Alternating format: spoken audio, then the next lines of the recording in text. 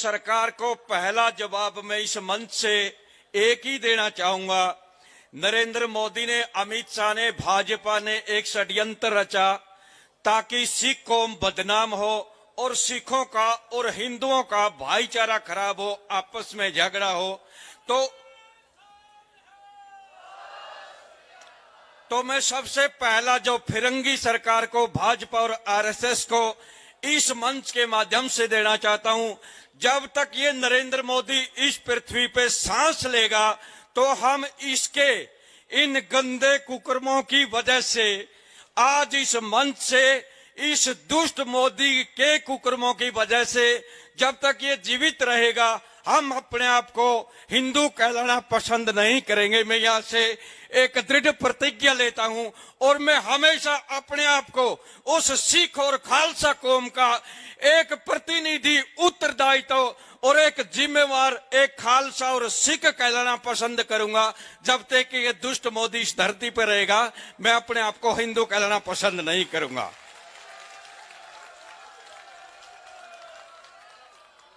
तो दूसरी बात, मेरी 2 एकड़ जमीन है। उस 2 एकड़ जमीन में कोई भी खालसा पंथ, सिख समाज कोई भी सामाजिक गतिविधि चलाना चाहता है, किसी भी धार्मिक कार्य के लिए, किसी भी सामाजिक कार्य के लिए, खालसा और सिख कौम की वृद्धि के लिए अगर उस पे काम करना चाहता है तो मैं अपनी 2 एकड़ जमीन इस खालसा और सिख कौम को आज इस मंच पे दान स्वरूप देता हूं।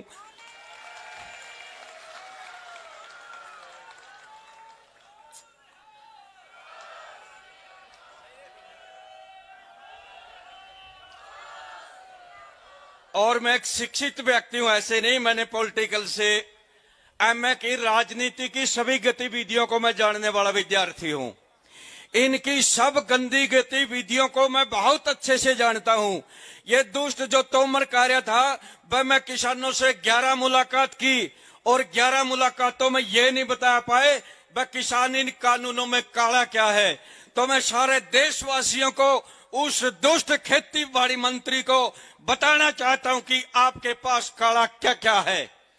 तुम्हारे इस फिरंगी ने, इस तानाशाही बदमाश ने, इस भगौड़े ने, जिसने पत्नी और परिवार को छोड़ करके जो 35 साल हमारे जो बीखों के ऊपर, जो टुकड़ों के ऊपर पड़ा, ये जो परजीवी, जो गंदा प्रधानमंत्री है, तो इसने 2002 के अंदर 4000 लोगों का खून पिया।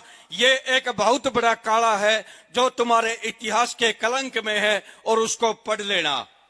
दूसरा, तुम्हारा जो इस देश का गृह मंत्री, जो अपराधी किस्म का, जो तड़ी पार का है, उसने जज लोया की हत्या करवाई थी।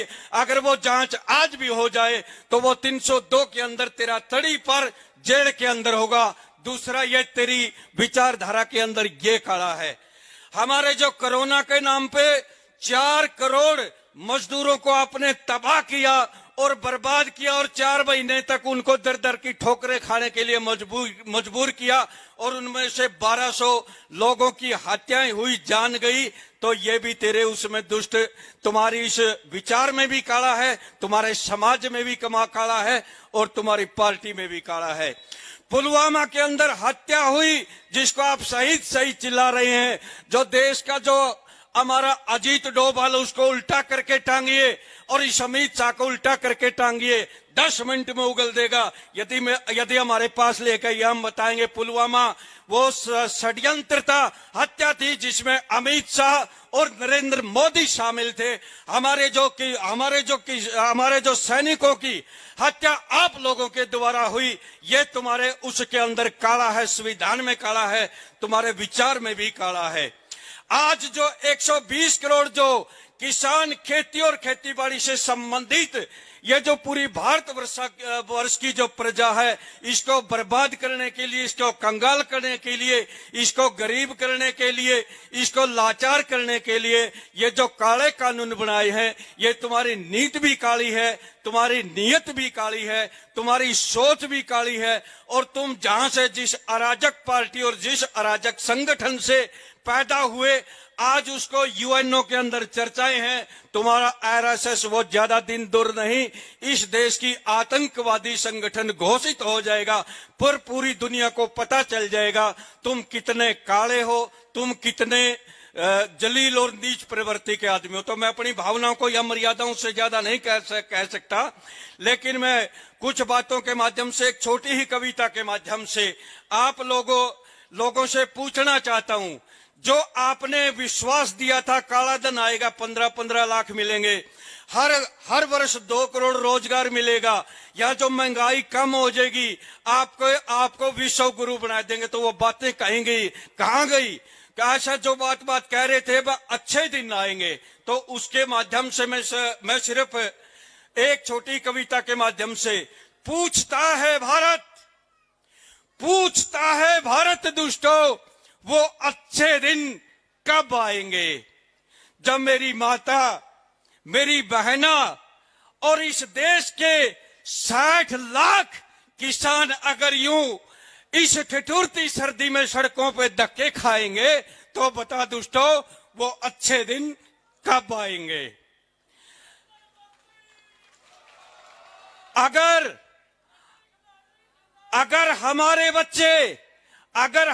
बच्चे हर रोज चाइना बॉर्डर और पाकिस्तान पे न्यू तिरंगों पे लिपट कर आएंगे और वो न्यू ही हर रोज जान गवाएंगे, पूछते हैं जल्लादों, पूछते हैं राक्षसों, वो अच्छे दिन कब आएंगे।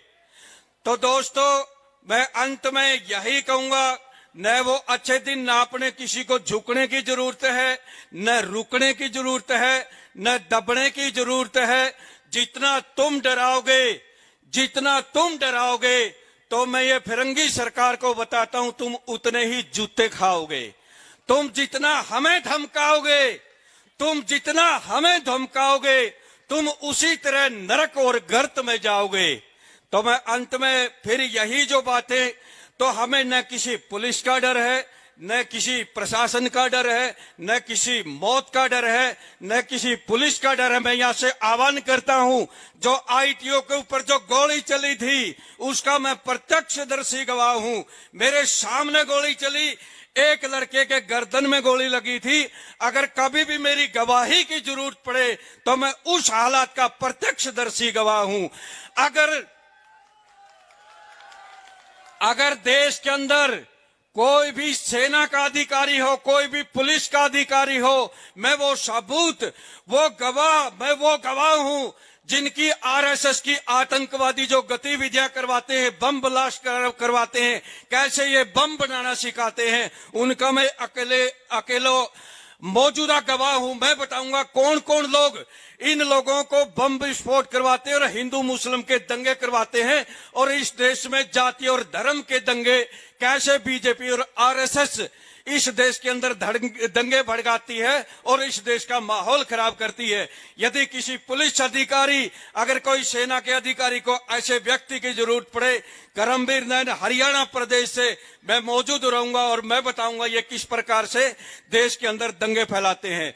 तो किसान न डरा था न झुका था। पहले भी हरियाणा प्रदेश आपकी आन बान और शान के लिए जान दे सकता है, हर कुर्बानी दे सकता है। हमारे पंजाब के भाइयों से जिस तरह नौ से मांस दूर नहीं होता, हम हमारे बुजुर्गों की आन बान शान और पगड़ी पे आंच नहीं आने देंगे, सिर कटा लेंगे, लेकिन आप लोगों को झुकने नहीं देंगे।